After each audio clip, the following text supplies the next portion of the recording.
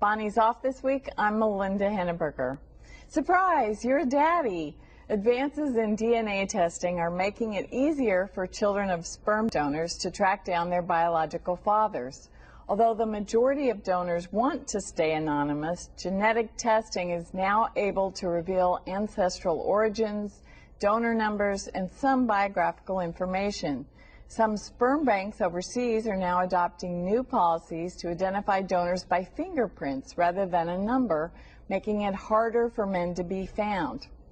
Sam Bennett, should families be able to get this information more easily, and what kind of problems, if any, do you foresee with this change? Well, welcome to the future. It came, right? Right. So privacy has been totally redefined with all the technological advances we have right now.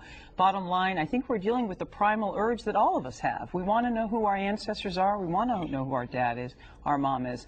So sure, we can legislate this stuff, but I think it's going to be real tough to make it stick. But the problem is that it's getting in the way of another primal urge, which is to have babies. And if men are not confident that they're going to be donating their sperms and they're going to be, their privacy is going to be respected, you're going to have less men doing it. So there are serious consequences. Absolutely. Would that be a problem if we had fewer sperm donors? I mean, is this an encroachment on our families in any way? Is this, I mean, one thing that I wonder about with sperm donation is, and not only related to the privacy issue, but if in a small area you had a man fathering many, many children, you know, there's a health concern about intermarriage of half-siblings accidentally.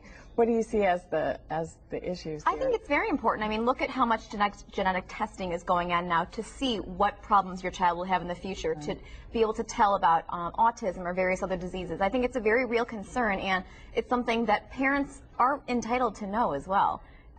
Certainly privacy is a concern, but I do worry about my children and what they would have. I think Sam's right. I don't think we thought this day would ever come. I mean, Absolutely. the whole idea behind sperm banks is for people who either could not have children, or if you were an unmarried woman and reaching the age of 40, you would be able to select from a book the type of genetic traits that you wanted. No one thought it would come to this, and I do think it will prevent a lot of people if these sperm bank organizations start educating the donors. I think it's going to be a precipitous drop in the amount of people who are willing to put themselves on the forefront there. A lot of them are college men. Yeah, they may be doing this one way or the other, and they're getting paid for it, but at the same time, for somebody to come back 20 and 30 years later, when you have your own family, your own kids, having to explain, well, for a couple of $100 on the side, yes, and now you may have some half-sibling somewhere. Right. There are a lot of and it's not going to be only one person knocking at your door. It's going to be many people. You